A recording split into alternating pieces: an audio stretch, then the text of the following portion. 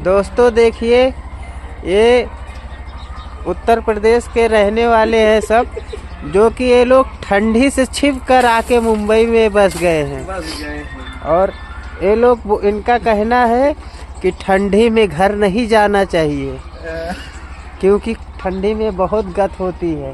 और वैसे ही देखिए हमारे बड़े भाई हैं, हाँ, ये भी ठंडी से बच के इधर ही रहते हैं।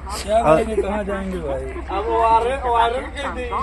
यूपी में कौन जाएगा ठंडी में मरने के लिए? हाँ, और पानी में बाल्टी में पानी लेके रखे हैं और नहाने के लिए, लेकिन नहा नहीं रहे हैं, गाड़ी धो रहे हैं। देखो,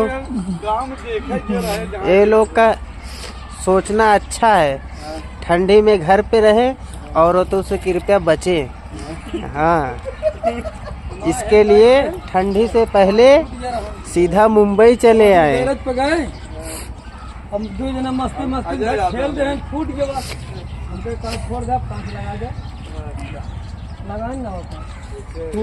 और एक भाई इधर देखिए, साइलेंसर साफ कर रहे हैं, शायद पीछे देख रहे हो, बोनट खोल के देख रहे हैं कुछ। अच्छा, रिक्शे वाले की गांड फट गई है, वही देख रहे हैं लगता है यार। हमारे यहाँ